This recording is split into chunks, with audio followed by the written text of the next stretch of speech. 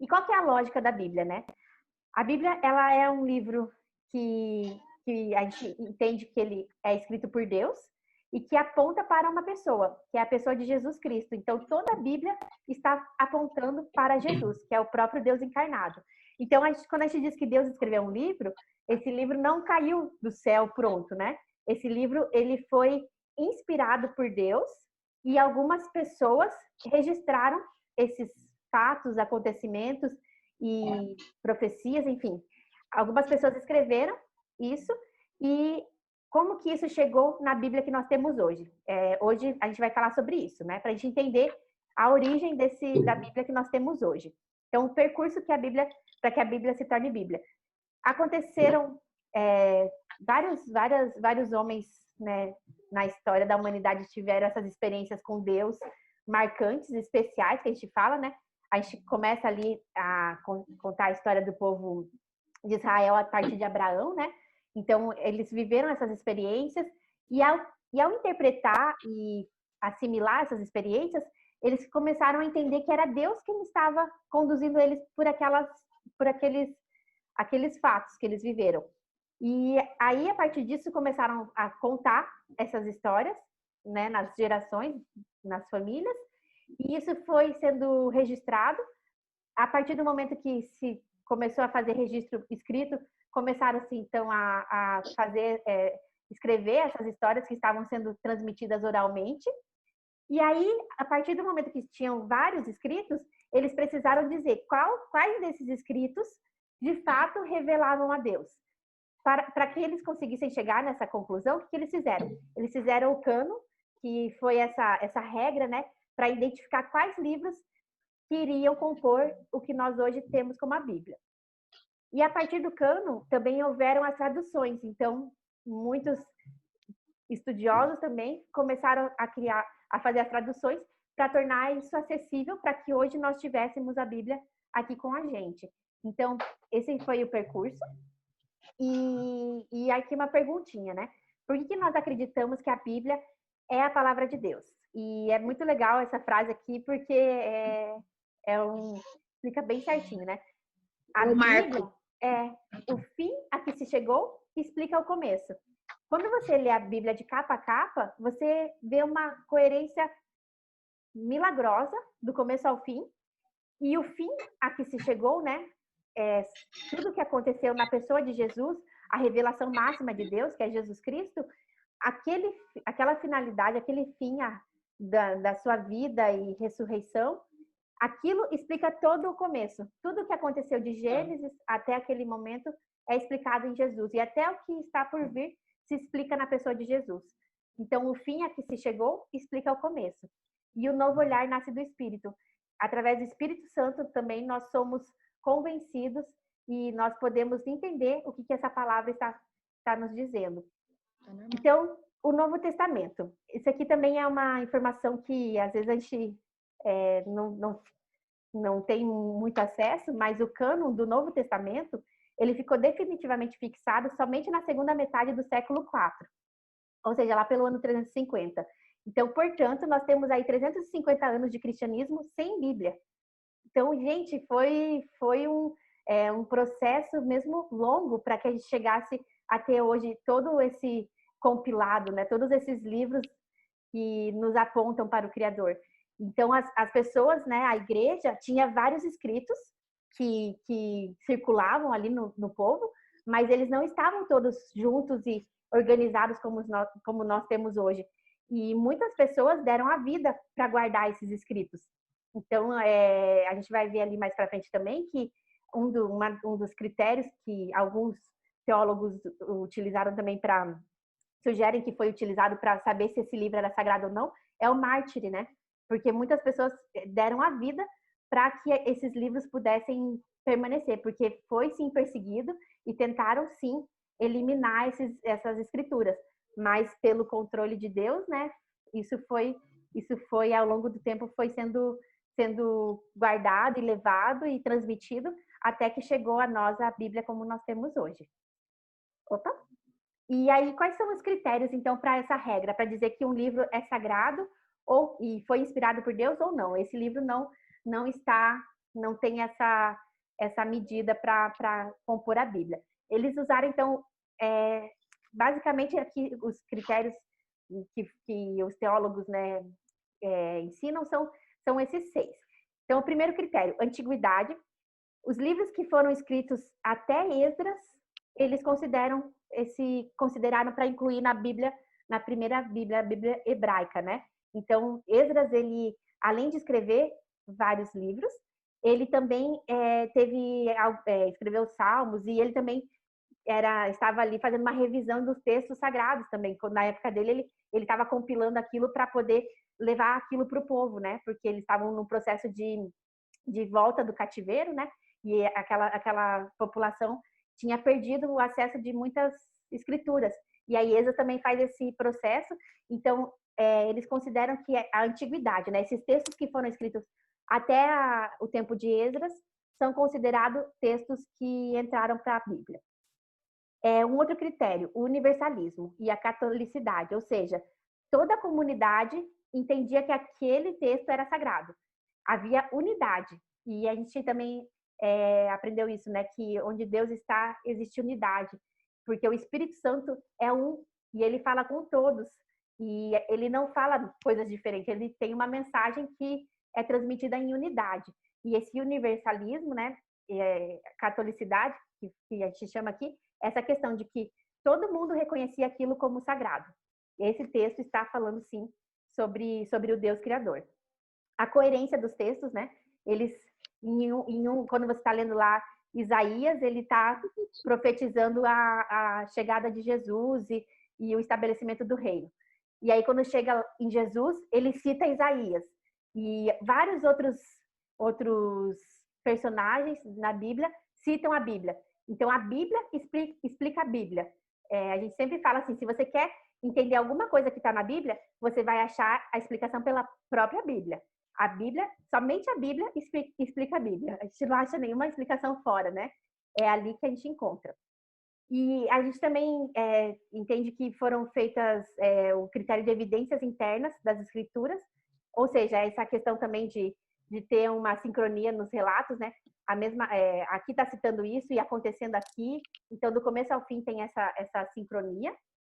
A Regula Fidei, e a gente como comunidade cristã não apenas reconhecemos esse texto como sagrado, nós vivemos esse texto. Isso é muito importante, porque isso também é um critério para saber se o texto era sagrado ou não, porque não apenas conhecer, mas viver essa palavra que está ali. E o reconhecimento das autoridades cristãs. Então, na época que foram feitos os concílios, que foram as reuniões para que se identificasse quais livros entrariam na Bíblia, eles chamaram as autoridades cristãs da época, e essas autoridades fizeram essas reuniões para identificar, e todas elas ali estavam concordando que esses livros eram os livros que né, foram inspirados por Deus. E nisso foi que a gente tem a composição da Bíblia.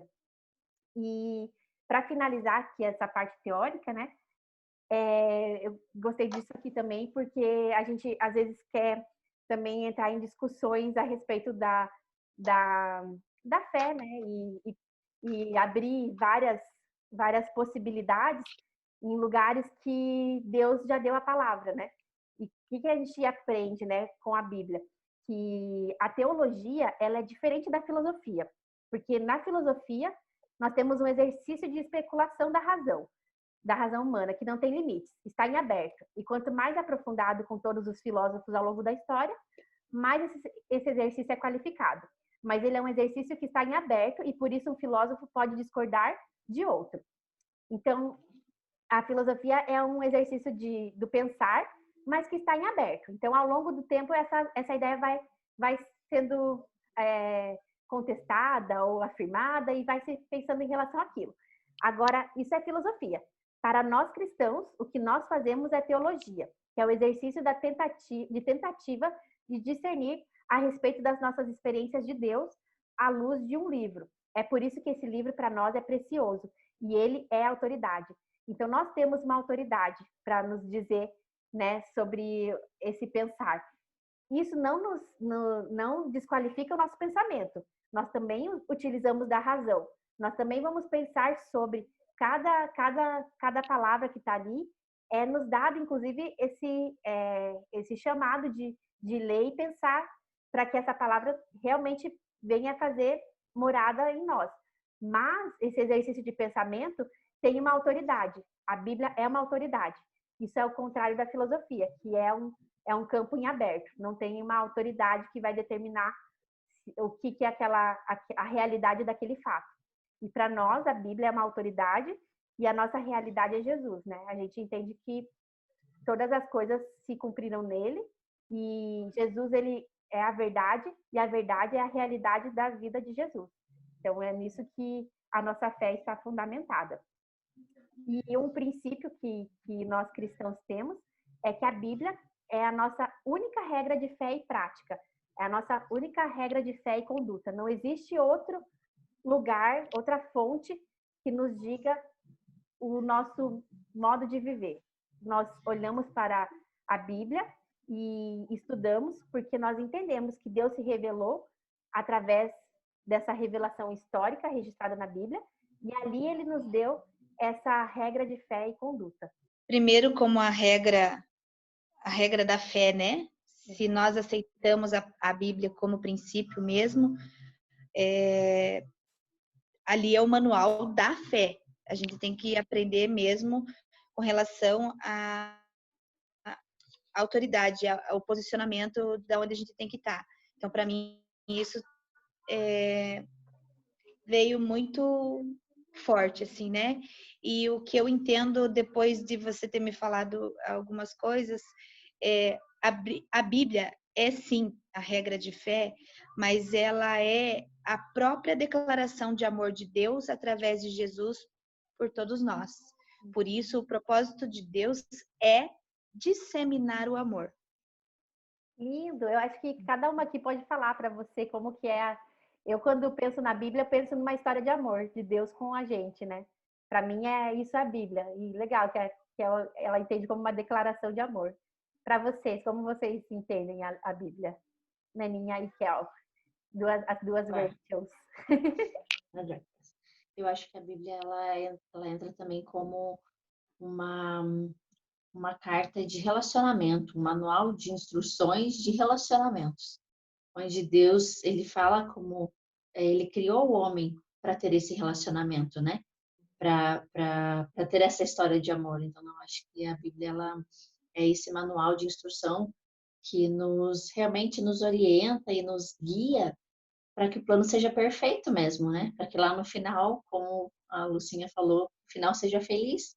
E que não seja feliz só para a gente, mas que seja feliz para todos aqueles, o maior número de pessoas que a gente conseguir contar essa história de amor, né? Então, eu acho que é realmente um manual mesmo de uma história de amor que Deus deixou para a gente seguir. Não, né? Tem dificuldades, tem isso, tem aquilo, mas que no final, o final é feliz, né? Uhum. Tchau. Eu também vejo dessa forma, como Deus deixou como um alimento para a gente, né? Que Deus é Deus, né? E Ele conhece os seus filhos. E Ele já, de tudo, Ele já sabia que a gente ia ter a necessidade de precisar dessa forma de comunicação com Ele, né? E é interessante, né? Aquela parte que fala do Espírito Santo, que eu até marquei, que eu achei tão bonito de ler. O novo olhar nasce do Espírito, né? Uhum. E várias pessoas, e até eu já tive essa experiência lá atrás, de olhar a Bíblia e, tipo, não tipo, o que é isso, né? Não entender Algo vazio, será algo vazio. E eu já ouvi várias pessoas virem falar para mim, né? Nossa, mas eu não entendo. Só que aí que tá, e aí que entra o amor, que entra o Espírito Santo que vem e nos faz enxergar a palavra de Deus como um alimento. Tudo que vocês falaram, um alimento, uma forma de relacionamento, a forma de escutar Deus, de conhecer a história da humanidade. Uhum. É um negócio algo que foi escrito lá atrás, há tanto tempo atrás, e a palavra diz isso, que ela é viva, né? E hoje, em 2020, ela continua sendo viva e vai continuar sendo em 2030, né? Até se o Senhor voltar antes, não sei. Uhum. Mas é algo assim que a gente olha, a gente vê, se a gente, é que hoje, né, a gente não tem como a gente não consegue olhar mais de outra forma, assim, né? Mas é algo assim que preenche muito a gente, nos dá muita sabedoria, a palavra de Deus, é algo assim que Deus deixou para nos dar sabedoria, para o homem viver com a sabedoria de Deus. Isso.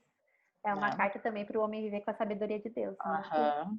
Muito lindo, porque eu fico pensando também que quando a gente fala dessa questão, né, de que a Bíblia é alimento, ela é fonte de vida e que é história de amor, eu tô lembrando aqui que eu li recentemente o Evangelho de João, e João, ele fala muito a respeito dele mesmo, ele fala assim, o discípulo a quem Jesus amava, o discípulo a quem Jesus amava. Ele cita ele mesmo como o discípulo a quem Jesus amava.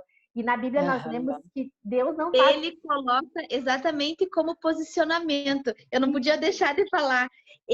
João, ele se coloca como filho amado de Deus. Que é exatamente isso que nós precisamos aprender, nos colocar no posicionamento de onde nós estamos. Então, assim, a bênção, na verdade, é uma questão de posicionamento. Se eu me posicionar como filha do rei, eu tenho tudo. Agora, se eu me colocar como coitadinha, eu não vou ter nada. É porque, na verdade, nós que temos acontece... que tomar posse da herança, né, do nosso Pai eterno. Sim. Mas João era exatamente isso. Ele sabe onde ele tinha que estar. Não, e de todos os evangelhos é o meu favorito ali, porque ele fala muito dessa questão do amor, né? E ele fala que ele é amado, que é o discípulo a quem Jesus amava. E quando ele fala isso, ele é muito legal porque ele mesmo tá se colocando nessa posição privilegiada e especial. Essa posição que inclusive é para todos os filhos, né? Porque a gente na Bíblia sabe que Deus não faz acepção de pessoas. Então, se Deus não faz acepção de pessoas, é porque João teve uma compreensão mais profunda desse relacionamento com Deus do que os outros, porque os outros não falaram dessa forma, mas ele falou. E tanto é que, quando Jesus foi crucificado, apenas um discípulo esteve lá na hora da crucificação, foi João, o único que conseguiu acompanhar Jesus, porque eu entendo que, inclusive, ele tinha uma inteligência emocional muito mais evoluída do que a dos outros, porque ele tinha essa compreensão do amor. E Jesus pede para que ele cuide de Maria. É o discípulo para quem Jesus fala, olha, eis aqui teu filho, né? Fala para Maria. E eis aqui tua mãe, alguma coisa assim. Ele dá essa responsabilidade de cuidar da sua mãe aqui na Terra para João. E ele é o único discípulo que tinha essa inteligência emocional, essa experiência ali de estar com Jesus nesse momento. Por quê? E aí eu achei também na Bíblia essa orientação sobre essa questão emocional que hoje está aí sendo divulgada aos 4 cantos, porque inclusive eu e a Nani estávamos fazendo um curso de inteligência emocional recentemente, né? E eu estava estudando sobre isso, e aí na Bíblia eu encontrei essa resposta também. O que nos faz forte emocionalmente? Esse entendimento de que somos amados. A partir do momento que eu tenho essa certeza desse amor, eu consigo suportar situações que parecem impossíveis. Por exemplo, a situação de ver o seu mestre sendo crucificado, né? Ver o Filho de Deus sendo crucificado. O único discípulo que permaneceu no processo de crucificação foi João, que era o discípulo a quem Jesus amava. Ou seja, o discípulo que entendia esse amor e que se sentia amado. E acho que nisso a gente pode também ler a Bíblia com esse olhar, de que Deus está nos fortalecendo e está nos dizendo, eu amo vocês. E a Bíblia nos garante isso, né? Porque Deus amou o mundo de tal maneira, Ele nos amou. E eu ter essa certeza que sou amada me dá força para passar por pandemia, me dá força para passar por situações de doença, de enfermidade, de lutas financeiras, enfim. A certeza de que eu sou amado e de que Deus tem um plano para mim e que é uma história feliz e que Ele me salvou, essa certeza me dá força para passar por essa vida com alegria e plenitude, mesmo na dificuldade. Pode falar, Kel. Meu pai, esses tempos atrás, há um tempo, muito tempo atrás, acho que uns 2 anos atrás, Nós tivemos uma conversa muito séria lá lá em Moreira. E aconteceu um episódio assim, e eu assim muito revoltada, muito brava com ele com relação ao que ele fazia e ao que ele dizia. E um dia eu perguntei para ele assim: o senhor acha que o senhor vai para o céu? E eu falei assim: você me avise, porque se você falou para o céu, eu não quero ir. Porque eu não quero estar no mesmo lugar que você. Porque é inadmissível eu aceitar que você vai para o céu depois de tudo que você faz, depois de tudo que você. Aí ele falou assim: eu vou. Eu tenho a certeza e a convicção de que eu vou, porque eu sou escolhido de Deus. Mas com tanta convicção, que aquilo ficou tão marcado na minha vida, e ficou marcado pelo que eu falei também, né? Já que eu jamais queria ir também. Enfim, já pedi perdão, já pedi que eu quero ir pro céu, sim. Já me colocou e no mesmo galardão. Não, eu falei assim para ele, eu falei assim, tudo bem. Meu pai, ele falou que tem direito lá, né? Ele vai estar na rua, né? Não tem problema. Pode pôr eu lá na favelinha, no cantinho mais humilde, não tem problema, mas eu vou. Mas assim, A salvação que a ele gente falou carrega, assim, né? não importa o que eu fiz. Quando Não é Cristo morreu e levou os pecados do mundo, inclusive os meus erros ele levou.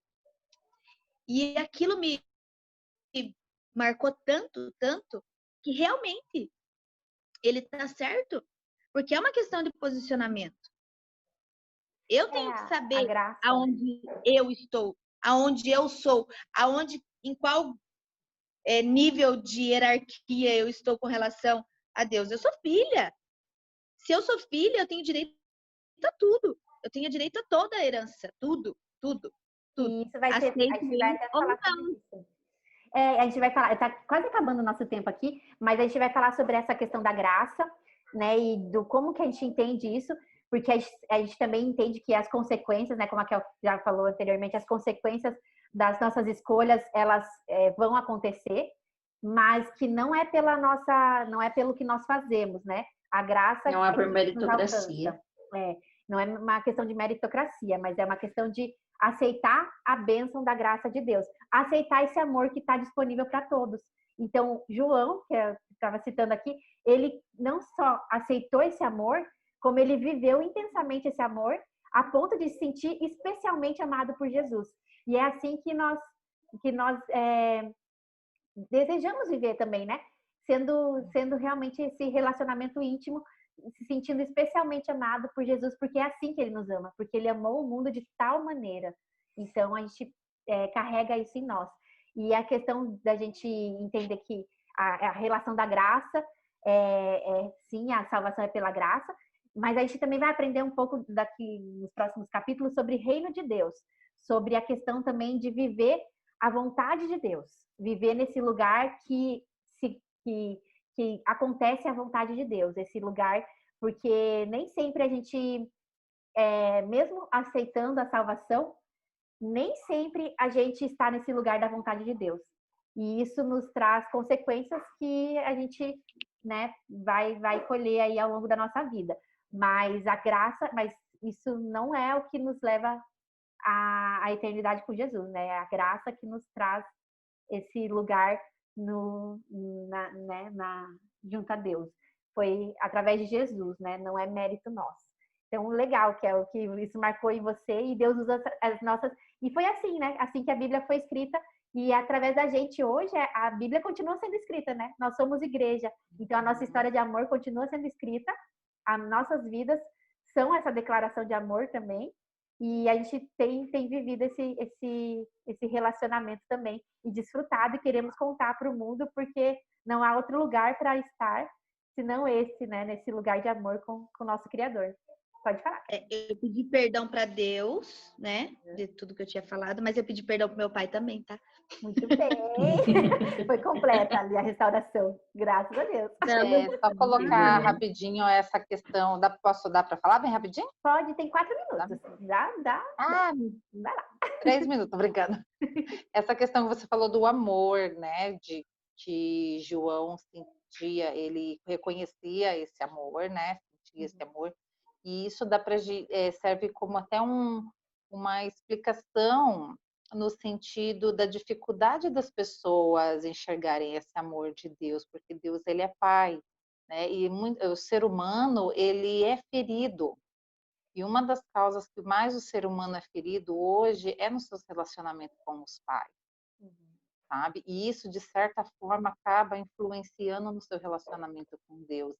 E acaba fechando os olhos espirituais de enxergar esse amor de Deus através de Cristo, entende? Existe ali uma barreira espiritual, né? E Satanás, ele sabe disso, né? Então, ele é ardiloso, ele quer trabalhar nessas áreas, porque a pessoa está com aquele buraco, né? Daí vocês falaram lá da questão emocional, da inteligência emocional, né?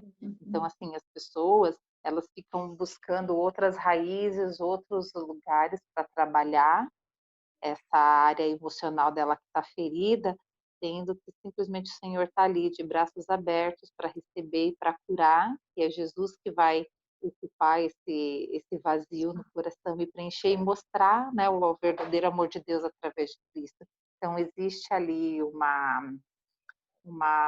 essa questão, né, espiritual, assim, das pessoas terem essa dificuldade de receber esse amor de Deus como um amor de pai, porque existe uma ferida nela. A construção que a gente tem, né, da figura paterna humana interfere em como nós olhamos para Deus, né? E é por isso que a gente estuda a Bíblia, né, com o Espírito Santo, com a ajuda do Espírito Santo, para a gente ter a nossa mente liberta desses pensamentos que não são a realidade, né? A realidade é Cristo e Cristo é amor. Então, quando a gente vai aprendendo sobre ele, a gente vai libertando a nossa mente desses pensamentos que não são dele, que nos afastam dele, inclusive, né?